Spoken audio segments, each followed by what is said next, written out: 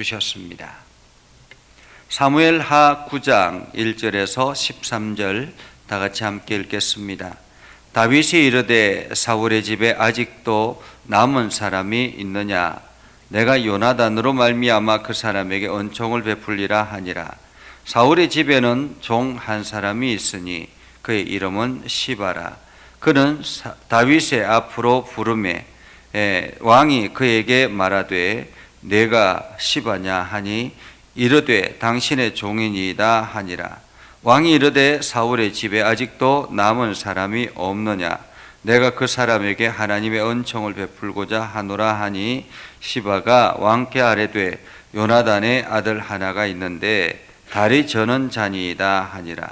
왕이 그에게 말하되 그가 어디 있느냐 하니 시바가 왕께 아뢰되 로드발 암미엘의 아들 마길의 집에 있나이다 하니라. 다윗 왕이 사람을 보내어 로드발 암미엘의 아들 마길의 집에서 그를 데려오니 사울의 손자 요나단의 아들 무비보셋이 다윗에게 나와서 그 앞에 엎드려 절하매 다윗이 이르되 무비보셋이여 하니 그가 이르기를 보소서 당신의 종이니이다. 다윗이 그에게 이르되 무서워하지 말라. 내가 반드시 내 아버지 요나단으로 말미암아 내게 은총을 베풀리라. 내가 내 할아버지 사울의 모든 밭을 다 내게로 도로 주겠고 또 너는 항상 내 상에서 떡을 먹을지니라 하니 그가 절하여 이르되 이 종이 무엇이기에 왕께서 죽은 개 같은 나를 돌보시나이까 하니라. 왕이 사울의 시종 시바를 불러 그에게 이르되 사울과 그의 온 집에 속한 것은 내가 다 내 주인의 아들에게 주었노니 너와 내 아들들과 내 종들은 그를 위하여 땅을 갈고 거두어 내 주인의 아들에게 양식을 대주어 먹게 하라. 그러나 내 주인의 아들 무비보셋은 항상 내 상에서 떡을 먹으리라 하니라. 시바는 아들이 15명이요 종이 20명이라. 시바가 왕께 아뢰되 내 주 왕께서 모든 일을 종에게 명령하신 대로 종이 준행하겠나이다 하니라. 무비보셋은 왕자 중 하나처럼 왕의 상에서 먹으니라. 무비보셋에게 어린 아들 하나가 있으니 이름은 미가더라. 시바의 집에 사는 자마다 무비보셋의 종이 되니라.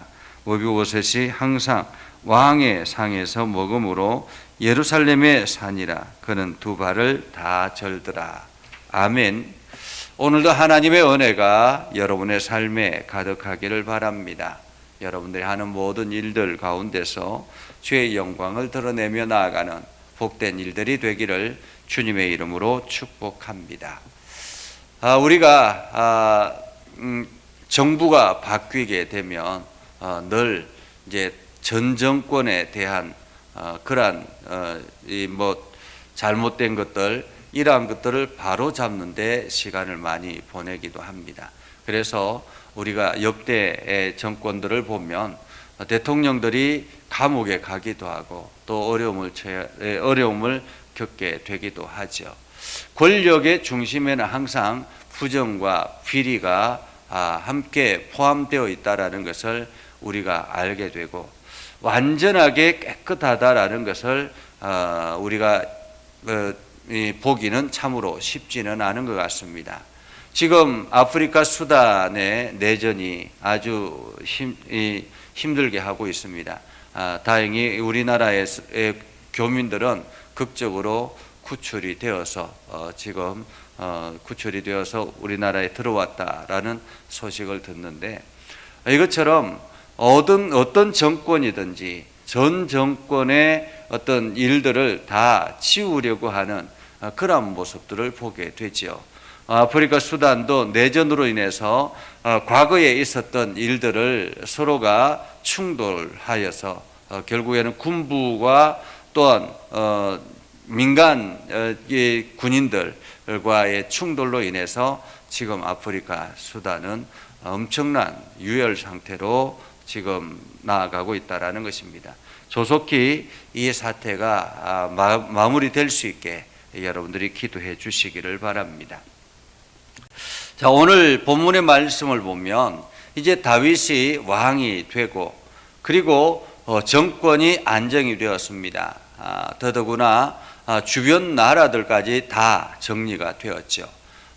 그동안에 괴롭혔던 블레셋이라든지 아람이라든지 이러한 나라들이 다 다윗의 그 힘 앞에 굴복하게 되었고, 다윗은 이제 어쩌면은 탄탄대로 안정된 미래를 꿈꾸며 살아갈 수 있는 그러한 상황이 되었습니다. 그러한 가운데서 다윗이 갑자기 한 생각이 났죠. 그것은 바로 요나단, 친구 요나단과의 관계 속에서 있었던 일입니다. 사무엘상 20장 12절에서 16절에 보면 다윗과 요나단이 약속을 하죠. 그때 당시에 다윗은 도망자 신분이었습니다. 그리고 차기 정권의 대를 이어받을 요나단은 왕자로서의 그 위치가 아주 공고했던 그런 때였습니다. 그때 요나단이 다윗에게 이야기하죠. 내가 만일 왕이 되면 나중에 우리 가족 좀 지켜달라, 보호해달라라는 그러한 요청이었습니다. 그러자 다윗도 흔쾌히 만약에 그렇게 된다면, 사실 그럴 가능성이 희박하지만은 그렇게 된다면은 내가 반드시 내 가족을 지켜주겠다라고 서로 간에 약속을 한 것입니다. 그리고 난 다음에 많은 시간이 지났습니다. 어쩌면은 사울 왕이 마지막 전투를 했을 때 그때에 무비보셋이 이 시녀에 의해서 겨우겨우 탈출했을 때 그때는 어린 아이였는데 이제는 엄연히 결혼을 하고 자식까지 있는 그런 시간이 많이 지난 세월이었다라고 볼 수 있습니다.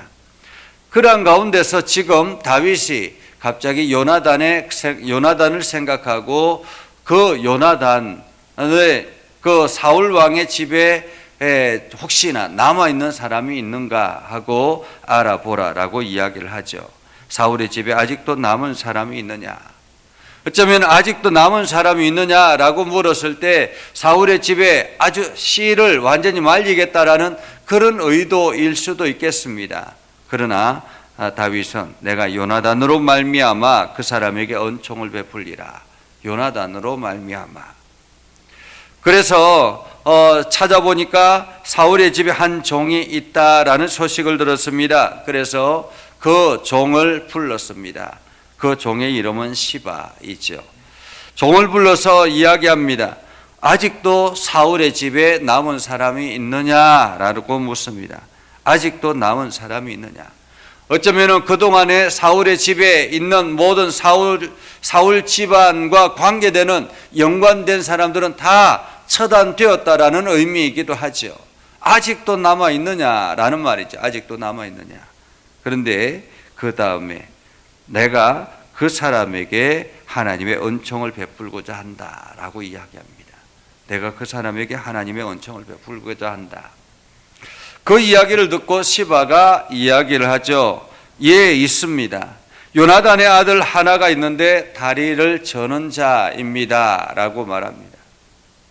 요나단의 아들 하나가 있는데 다리를 저는 자, 한마디로 지금 별 볼 일 없는 자 하나가 있다라는 말이죠. 어쩌면 이 시바는 그동안에 이 요나단의 아들 무비보셋과 오랜 기간 동안 교류하고 있었다라고 볼 수 있겠습니다. 알고 있었기 때문에, 지금 교류를 하고 있었기 때문에 그가 어디에 있는지 정확하게 알잖아요. 그것처럼 어쩌면은 시바는 오랜 기간 동안 이 무비보셋과 교류를 하면서 그를 돌보고 있었다라고 볼 수도 있겠습니다. 시바는 사울 집의 종이었습니다. 그런데 그가 끝까지 자기의 주인을 지켜보았다라는 말이죠. 그리고는 그가 마길의 집에 있습니다 라고 이야기합니다. 마길의 집에 있습니다. 이 마길은 오랜 기간 동안 이 무비보셋을 보호하고 있었다라고 볼 수 있죠. 굉장히 위험한 일 아닙니까? 전 정권, 더더구나 사울 왕의 그 후손들은 다 죽음을 당했는데 그 전 정권에 그 사람을 자기가 보호하고 있다는 것은 굉장히 위험천만한 일입니다.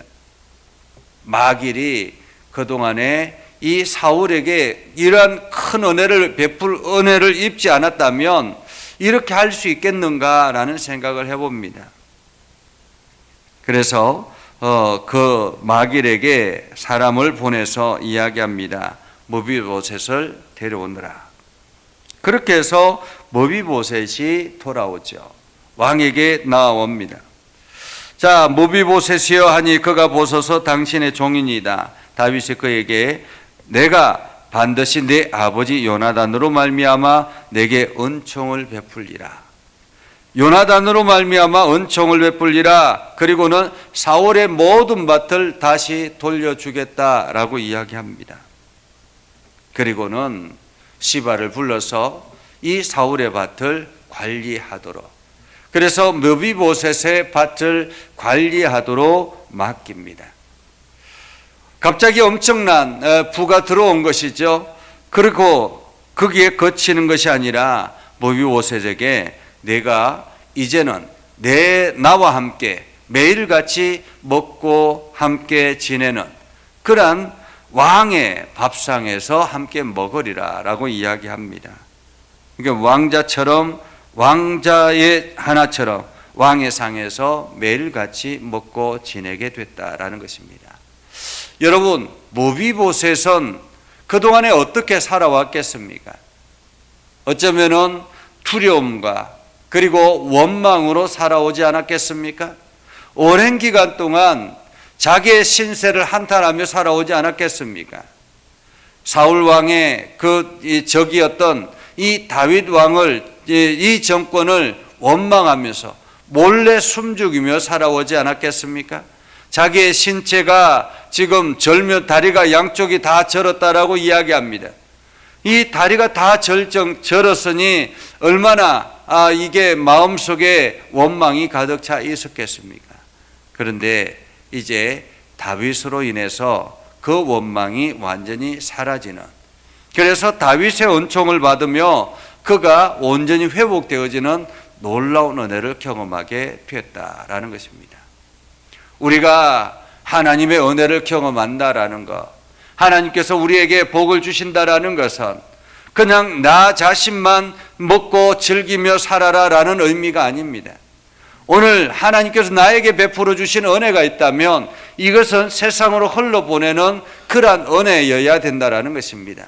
오늘 다윗에게 베풀어 주셨던 하나님의 은혜가 이 무비보셋에게 흘러가서 그동안의 상처투성이었던 이 무비보셋이 다시 회복되어지는 놀라운 계기를 입지 않았습니까? 오늘 우리는 이러한 삶을 살아야 합니다. 세상에는 곳곳에 상처와 원망과 불평의 삶을 살아가는 사람들이 많이 있습니다. 오늘 우리가 그들에게 하나님이 나에게 베풀어 주신 은혜를 생각하고 우리가 그들에게 은혜를 함께 나눌 수 있는 그러한 삶을 살아야 하는 것입니다. 이것이 하나님께서 우리를 이 땅에 보내시고 우리에게 은총을 베푸시는 이유라고 말할 수가 있겠습니다. 그래서 오늘도 우리가 그 하나님의 은혜를 경험하고 여러분을 통해서 많은 사람들이 하나님의 사랑을 경험할 수 있는 그런 복된 삶을 살아갈 수 있기를 주님의 이름으로 축복합니다. 기도하겠습니다.